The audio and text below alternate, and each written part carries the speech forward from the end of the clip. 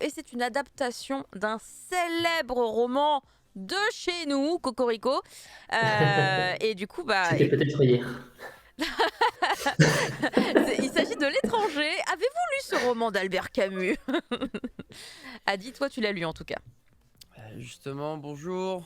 Bonjour tout le monde, j'espère que vous allez bien. Ne vous levez pas, ne vous levez pas, c'est pas la peine. On va commencer à faire l'appel. Alors, Inès Scarlett. Oui, bonjour monsieur, présente. Bonjour Inès, merci beaucoup. Prof Isekai. J'ai pas fait mes devoirs, monsieur. Vous inquiétez pas, j'allais pas vous interroger, mais présent.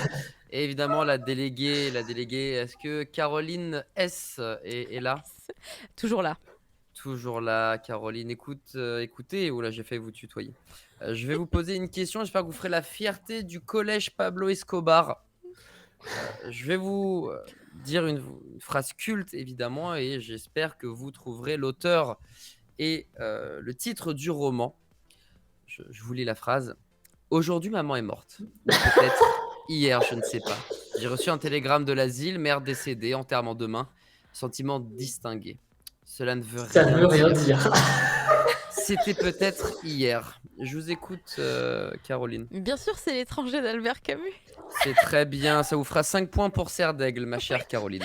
Effectivement, L'étranger, Cocorico, c'est le premier roman d'Albert Camus. Ce n'est pas son premier livre, mais son premier roman qui était paru en 1942, qui peut-être vous rappelle un PTSD très fort, au contraire, une franche réussite. Il y a 99% Un excellent de... mec il y a quelques années. aussi. Mais grosso modo, je pense qu'à 99%, vous avez dû le lire dans vos années collège, voire Moi, dans j'ai vos lu La années Peste. lycée ou La Peste. Ouais, t'as le Moi, choix. j'ai lu Ouais. les deux du coup.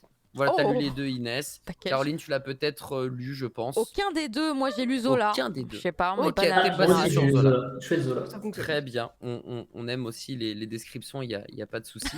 Il n'y a vraiment aucun problème. C'est réel. C'est vrai que c'est Mais, réel. mais pour le coup, pour ceux qui nous regardent, il y a peut-être également voilà, une team qui l'a lu pendant ses études.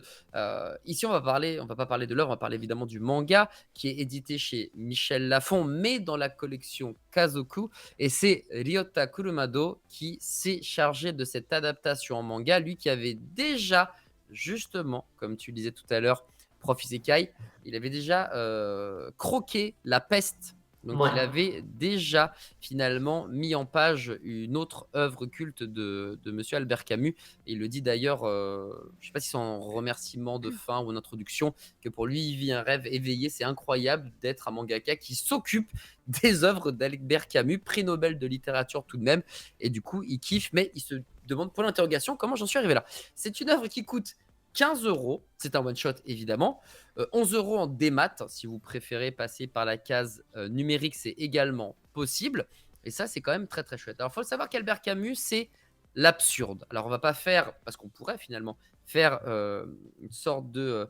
On va décortiquer chaque pièce du puzzle. Ça existe dans plein de façons différentes. Je pense que si vous demandez à ChatGPT de vous faire un résumé de l'étranger, vous le fera avec classe et brio. Mais ici, on va évidemment pas trop se focus dessus. Même s'il n'y aura pas réellement de divulgachage, mais au cas où, je vais tranquillement juste vous raconter, on va dire, un point de départ et ensuite vous mettre en exergue les points qui font que cette œuvre est plutôt une œuvre réussie, est plutôt un manga réussi, une adaptation réussie. Donc grosso modo, l'œuvre en elle-même, ça va vous raconter l'histoire d'un mec qui est... alors, ça s'appelle L'étranger, mais ça aurait pu s'appeler Le Paumé. Hein. Donc c'est un gars qui s'appelle Meursault. Et il est littéralement à côté de ses pompes, tout le temps, partout, avec n'importe qui. C'est un étranger même de sa propre vie. On est dans l'absurde. Il n'a, je pense, aucun sentiment. Justement, cette phrase qui est terrible, hein, aujourd'hui maman est morte ou peut-être hier, je ne sais pas, qui dit ça? On a beau effectivement ne pas aimer ses parents, on a, comme disait tout à l'heure Caroline, n'a pas l'obligation, et Dieu merci, de pardonner également ses parents si jamais les choses n'étaient pas top. Mais de là à dire, elle est morte hier, aujourd'hui, avant. Non, peut-être c'était il y a 3 minutes, je sais plus. Voilà, vous l'aurez compris.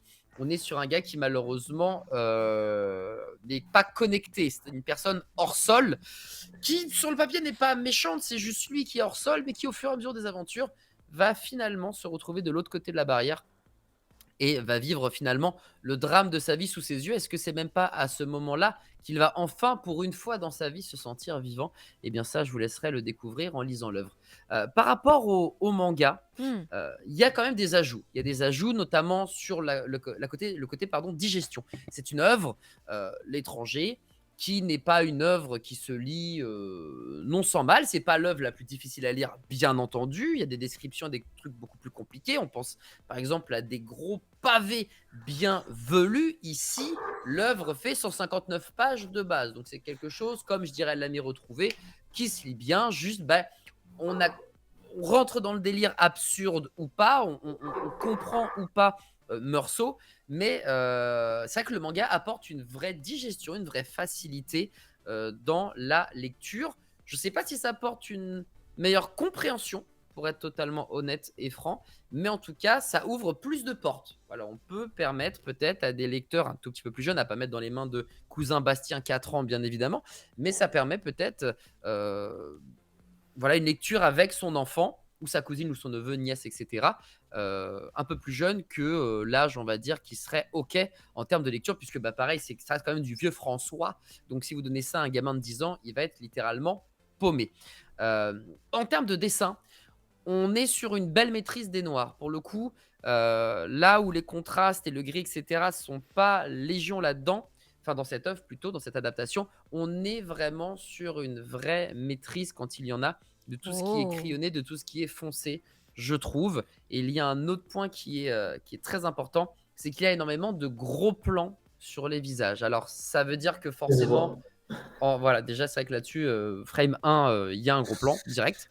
Que ce soit le gros plan sur le visage de Meursault, donc on va dire le personnage principal, du concierge, de Monsieur Pérez, de Marie et bien d'autres personnes comme justement le type qui est à gauche. Euh, Tout le monde a son gros plan parce que tout le monde finalement fait partie de cette non-fête. Tout le monde fait partie, malgré lui, de ce non-univers, de cet étranger euh, qui, je pense rien, justement. Donc, Ah. c'est hyper cool de voir que on va délaisser parfois les décors, on va délaisser ce qu'il y a sur le second plan, on va mettre beaucoup de cases toutes blanches, sans rien autour, mais parce que il n'y a pas de superflu. C'est simple, il n'y a pas de chichi, euh, et c'est finalement quelque part quelque chose qui représente bien Meursault. C'est un mec lambda Mhm. qui n'a pas réellement d'envie particulière. À un moment, il dit même que l'appartement, il était bien commode quand maman était encore en vie, en fumant de cigarettes et en errant dans l'appartement qui est maintenant bien trop grand. Donc voilà, ça vous met vraiment bien dans le délire finalement de cette œuvre-là.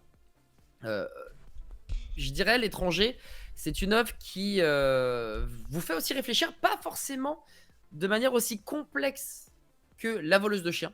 Là, pour le coup, La voleuse de chiens, c'est, je vais pas dire presque indigeste, mais vous l'aurez compris si vous avez vu justement cette chronique, ce décortiquage de La voleuse de chiens. Là, sur L'étranger, quand même, on arrive à mieux comprendre ce qui se passe, on arrive à mieux discerner ce qui se passe. Alors, contrairement à La voleuse, là, on aura du mal, en revanche, à trouver un lien direct, je trouve, avec Meursault, avec justement cet Oh. étranger. Les ponts, je les trouve plus compliqués. En tout cas, moi, de mon expérience personnelle, peut-être que si Caroline le lit, elle trouvera ah si, quand même, ça, c'est une similitude qui me parle, pareil pour Prof. Sekai ou Inès. Moi, en tout cas, c'est vrai que ce mec-là, je n'ai aucun point commun avec lui. Et c'est bien justement de vivre cette aventure comme si on était un témoin supplémentaire à son propre jugement. Clin d'œil, si tu as lu le livre ou si tu vas lire le manga, tu comprendras pourquoi j'utilise ces mots-là. Euh, Finalement, une fois qu'on lit l'œuvre, euh, on est subjugué par la fin qui est bien plus puissante. Là, vraiment, le dessin se met en place et il y a beaucoup plus d'impact pour le coup que l'œuvre originale. Ça va être, à mon sens, les seuls moments où je vais préférer lire le manga. Parce que de manière globale, je préfère lire l'ouvrage de 1942. Peut-être que dans l'idée, ça serait pas mal, une fois que vous lisez l'œuvre, de lire le manga. Ou l'inverse. Peut-être pas tout de suite, peut-être laisser une semaine ou deux, parce qu'on lit quasiment. Enfin, c'est la même chose, même au niveau du texte. J'ai pas fait un copier-coller, mais il me semble qu'on est quasiment trait pour trait sur les mêmes mots. Je sais pas s'il y a les 159 pages pardon, qui sont justement crayonnées, Hmm. mais on doit forcément être pas trop loin, je pense.